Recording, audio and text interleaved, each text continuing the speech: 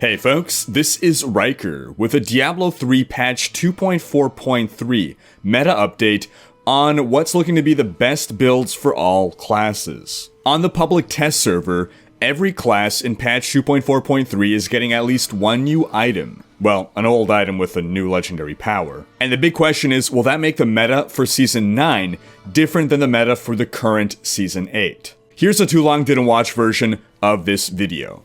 Patch 2.4.3 is looking to shake up the meta a little bit.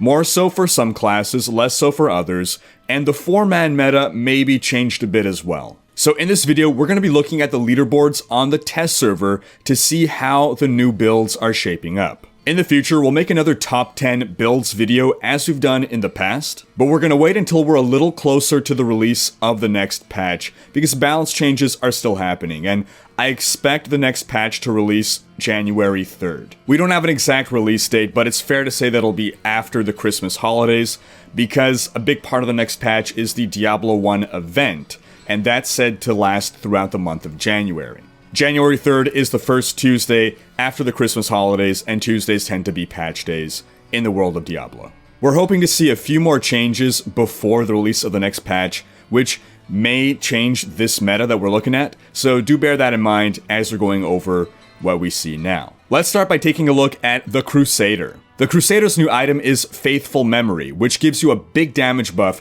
to Blessed Hammer when you hit multiple enemies with Falling Sword. This is clearly intended for the Hammerdin build, which already was one of the best Crusader builds out there, as you can see tied for number 8 on our previous builds list. While certainly a strong build, the Hammerdin has always been overshadowed by the Lawn Bomb build, the Legacy of Nightmares, Bombardment, Thorns Crusader. This build came in at number 2 on our list. A big reason Lawn Bomb is so much higher on the list is that it was able to bring a lot more damage than the Hammerdin. But with the new Faithful Memory, this is bringing a lot more damage to our Hammerdin. And we can now see on the test server that the Hammerdin is clearing greater rifts of more than 100. The Hammerdin build itself barely changes. It's basically just swapping out the furnace in your cube for the Faithful Memory. With the furnace, you gain 50% more damage to some enemies. With Faithful Memory, you're basically gaining 60% more damage, at least, minimum, at all times, effectively. And often a lot more than 60%. The Hammerdin could potentially dethrone Lawn Bomb as the new top Crusader build, or at least will be a lot closer. And no nerfs are coming to Lawn Bomb, so what we're left with is two very powerful Crusader builds. I actually expect a slight nerf to Faithful Memory, a limit to how many times you can stack that 60% more damage per enemy, something that we've seen happen in the past with the Twisted Sword for Wizard, for instance. If we look at the 4-man meta, we don't see a lot of pushing on PTR, so it's always most difficult to predict the 4-man meta going into a new season, but we do see Crusaders squeezing their way into some groups that are clearing over Greater Rift 100, and you see some Crusaders filling the role of the Puller and Grouper, replacing a Barbarian, others filling that DPS role as a Hammerdin, and whether they can actually compete in the meta as sort of a best in slot for a Puller or Grouper or for a DPS is yet to be seen, but it's a promising sign for Crusaders making it into the 4-man meta. Oh, I also almost forgot the other new item that the Crusader is getting. It's an amulet for the Akan set. Now, Blizzard stated that the design intent here is not to make Akan a viable Greater Rifting build, and it still is not. They wanted to give us a way to combine Sages and Akans for farming. Whether that was successful is outside the scope of today's discussion, which is focusing on Greater Rift pushing builds. So next we'll look at the Witch Doctor, whose new item is the Barber, which buffs Spirit Barrage. This item has actually resulted in the emergence of an entirely new Legacy of Nightmares build that seems to have a ton of variety in it. You can opt for a fire variant or a cold variant, you can go with Sacred Harvester, or you can go with Vu's Juicer, you can go with the Vile Hive or Gazing Demise, or even good old Henry's. What these variants all have in common is that each build uses the Barber and the Ring of Emptiness to combine Haunt, Locust Swarm, and Spirit Barrage to devastating effect. The Witch Doctor already had two powerful builds on our top 10 list in the past, Firebats and Helltooth Pet Witch Doctor. And this new build is even more powerful than those. If left as is, the Witch Doctor will have a new top build with a good amount of variety to it, and a solid number of overall viable builds. Now, I expect the numbers on the Barber to be dialed down a bit. It may be too powerful right now, but I also expect this to remain the most powerful Witch Doctor build. I do hope that going forward as the meta evolves, we'll continue to see as much variety within this build as we're seeing now. Though it would not surprise me to see one variant emerge as much more powerful. And as we speak right now, due to some recent changes, we're actually possibly seeing Fire emerge as the most powerful. Probably by the time this video goes live, Fire will have solidified its place as the most powerful variant. I hope that's not the case. I want to see Fire and Ice remain both equally viable. As for the 4-man meta, the Witch Doctor remains a great pick for DPS, with that new Spirit Barrage just bringing another option for the DPS role. Next, we'll look at the Demon Hunter. Now, the only Demon Hunter build that made it onto our previous top 10 list was the Legacy of Nightmares Fan of Knives build.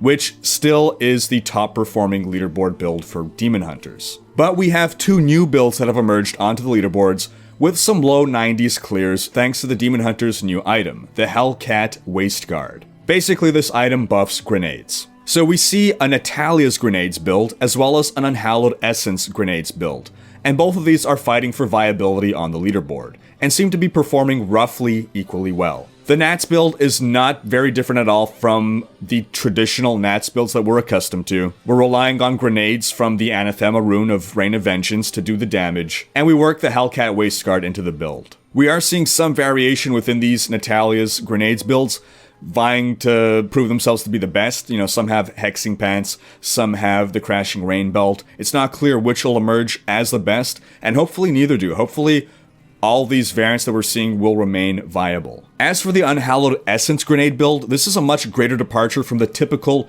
multi-shot based Unhallowed Essence build that we're familiar with. We combine the Hellcat Waistguard with the Hunter's Wrath belt to shoot out grenades super quickly. It's a generator build, which is something pretty rare in Diablo 3 and particularly rare for Demon Hunters. A cubed Barisa lets us get even more work out of our grenades, which can be a bit tricky to aim. But hey, if you fill your screen with grenades, you're bound to hit something, right? Oh, and Demon Hunters continue to have no real place in the 4-man meta.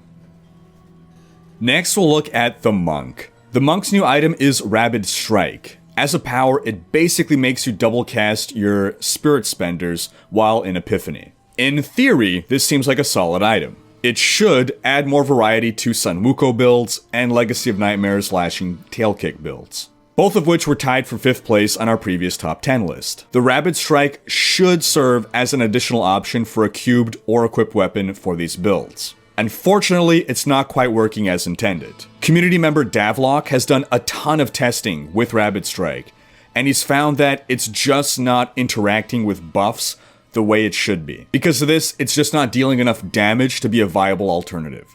Effectively, it's not dealing the same damage that you deal, and it's dealing so much considerably less that it's not worth using. Now, Blizzard has been trying to fix this.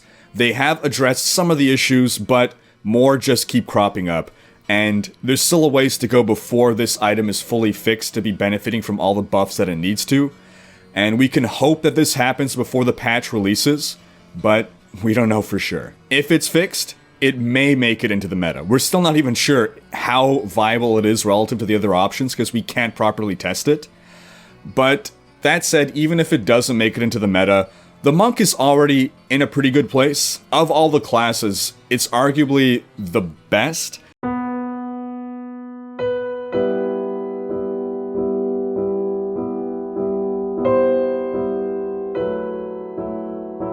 With regards to how much variety it has. It has the most viable builds of all classes. We got some strong solo builds, more so than other classes, and in the 4-man meta, it still has 2 roles to fill. One, which is still indispensable as a support monk.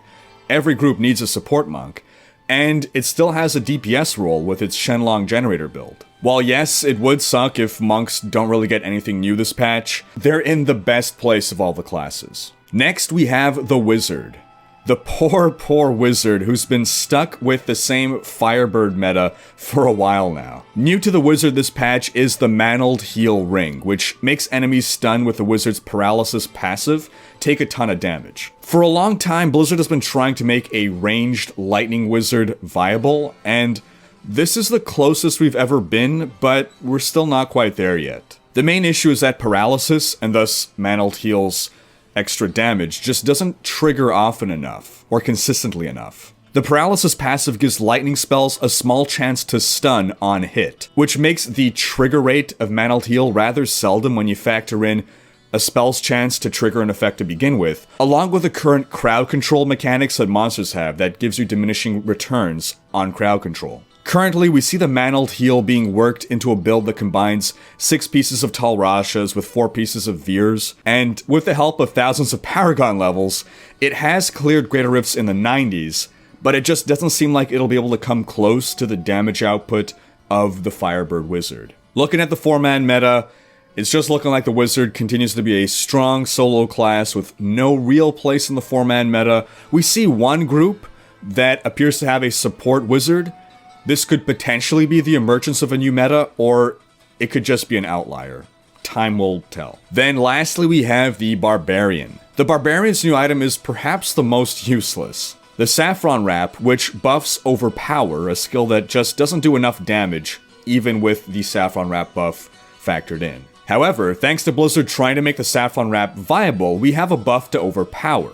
You can now store up to 3 charges of Overpower, which lets you use Overpower more often. The result of this is we're actually seeing the return of the Whirlwind Barbarian on the leaderboards. Yeah, it's the same old Wrath of the Waste Barbarian that we've all known and loved that fell by the wayside in the past for being too weak. But we swap out Warcry for Overpower with the Killing Spree rune. This rune increases your critical hit chance for a while, and that's basically the only point of having Overpower in this build, just to squeeze out more crit chance. This build is highly crit dependent.